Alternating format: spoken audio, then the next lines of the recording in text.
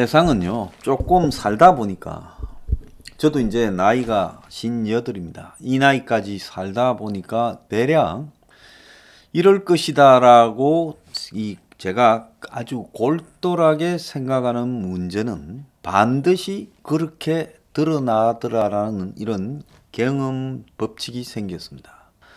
그래서 대략 세상을 사심없이 바라보면 인간들의 행동 패턴은 대체로 크게 그 범주를 벗어나지 못하고 매너리즘에 젖어 있습니다.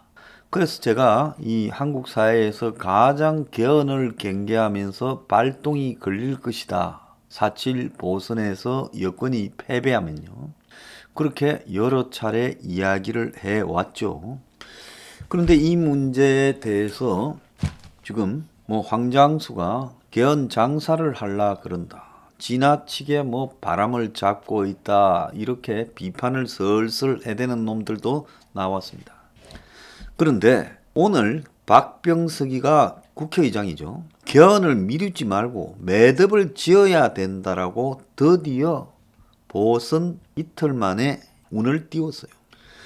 박병석은 오늘 102주년 임시의정원 개원 기념사를 통해 국민의 마음을 하나로 담아내는 그릇은 헌법이다. 1919년 임시의정원은 대한민국 임시현장 재정을 통해 맡은 역할을 해냈다. 아마 임시정부의 국회 같은 그런 기능을 한 기구 기념식에서 이 말을 했어요. 그래서 3.1 만세운동으로 표출된 한결같은 마음을 임시 헌장에 충실히 담아냈다. 그래서 2021년 국회가 이를 표상으로 삼아야 된다면서 이제 슬슬 개헌 이야기를 본격적으로 꺼냅니다. 국민 통합의 제도적 완성은 결국 개헌이다. 개헌 문제는 국민 대다수가 필요성에 공감하는데도 끝없이 쳇바퀴만 돌고 있다.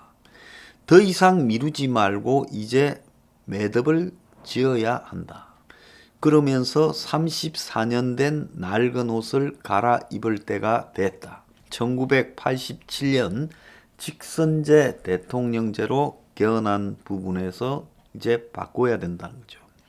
그러면서 코로나 위기로 많은 국민들이 1년 동안 고통을 겪고 있다. 격렬한 진영 대결과 날로 심각해지는 격차 확대도 걱정이다. 국민 모두의 나라를 만들어야 된다. 그래서 3.1 운동 정신, 임시정부 정신처럼 국민의 마음을 하나로 모아내는 또 한 번의 전환이 필요하다.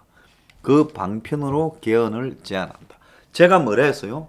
동서화합과 남북 평화 통일과 코로나 재난 극복을 위해서 정쟁을 지향하고 마음을 하나로 모아서 개헌을 해야 된다라고 말할 것이라고 추정한 정확한 그대로를 이것들이 말하고 있는 겁니다.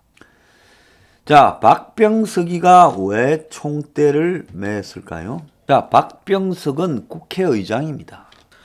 국회의장은 상권 분립 국가에서 서열 2위입니다. 그래서 서열 2위를 맡고 있는 국회의장이 자, 개헌은 어디서 해야 개헌이 됩니까? 개헌 절차를 보면 결국은 이 국민들이 개헌을 바란하겠어요? 지난번에 김무성이가 국민 바란 100만 국민 바란 개헌 제도를 말했지만은 국민들이 스스로 개헌안을 낼 국민은 없습니다. 그때도 국민의 이름을 파서 그때 등장했던 사람들은 국민이 아니라 다 어떤 자들이요? 민노총, 한국노총, 경실련, 참여연대 이런 정권의 앞잡이 기구들이죠. 그래서 그들이 개헌을 발안하게 한다는 것은 결국 정권의 의도였다. 이렇게 봐야 됩니다. 그래서 이 개헌은 결국은 국회에서 여야가 발의하고 그걸 청와대가 받아서 국회 표결을 하고 던져주면 그럼 국회가 그걸 표결하면 되는 겁니다.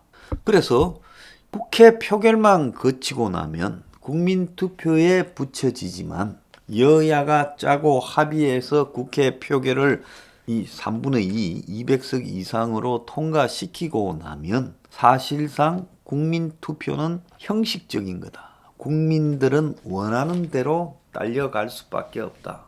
온 언론과 여야가 다 동원되어서 개헌의 필요성을 이렇게 홍보하기만 하면 국민들은 그때는 다 개헌에 그냥 따라갈 거다. 이렇게 생각하기 때문에 개헌의 가장 중요한 기구가 국회고 그 국회를 책임지고 있는 자가 국회의장입니다.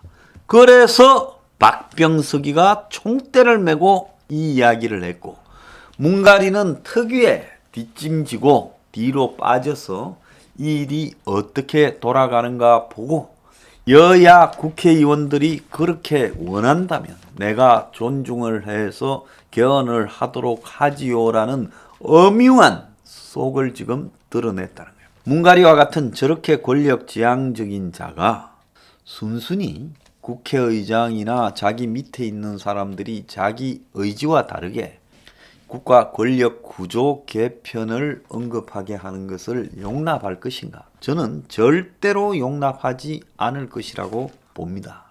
그래서 박병석이가 저런 말을 하는 것은 청와대의 지시를 받고 조율을 해서 저걸 말하는 거예요.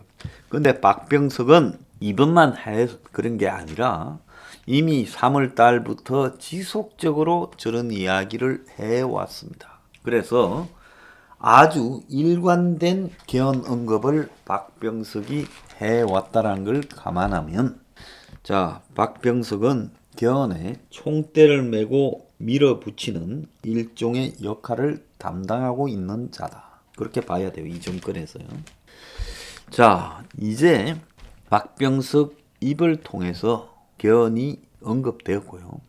실제로 제가 듣기로는 물밑에서 매우 깊숙하게 정권의 주요 플레이어들이 다 지금 가담하고 있다라고 들었습니다. 그래서 홍석현, 여시재, 그리고 더 나아가서 보수 진영 안에도 김종인, 그리고 김무성, 이재호, 주호영 저자도 저는 개헌에 기울어져 있는 자고 솔직히 국민의힘 당론이 지금 의원집정부제 개헌으로 되어 있다고 봐야 됩니다. 저기서 지가 대통령 해먹을 자신 있는 자 하나도 없잖아요. 그렇기 때문에 대부분이 개헌론자다. 그리고 저 친문 대깨문들은 결국은 청와대와 합의해서 개헌으로 기울었을 거고 지금 이재명이 어떤가 입장을 이야기 안 하고 있을 뿐이고 지금 윤석열을 뒤에서 주무르고 있는 자들이 윤석열이 개헌 가는 부분에 대해서 별 걱정도 안 하고 있다 이렇게 봅니다. 그래서 누가 총대를 매느냐를 궁금하게 제가 주시하고 있었는데 결국 박병석이 총대를 매면서 개헌을 언급했습니다.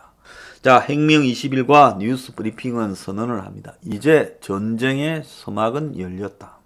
자, 개헌론자들과의 전쟁은요. 이건 양보하거나 타협할 수 있는 문제가 아니라 문의 퇴로를 열기 위한 현 시점에서의 개헌은 결국은 대한민국의 여야 담합에 의한 이 기득권과의 부패 카르텔을 형성하는 그런 나라로 가자는 것이고 그리고 더 나아가서 결국 이 친북 좌파들이 북한과의 연방제 통일을 끌고 가기 위한 모태를 개헌안에 심으려고 하는 겁니다. 그래서 첫째는 부패한 정권의 테러를 열어줘서는 안 된다. 철저하게 심판해야 된다. 개헌은 그의 테러를 보장해 주는 거다.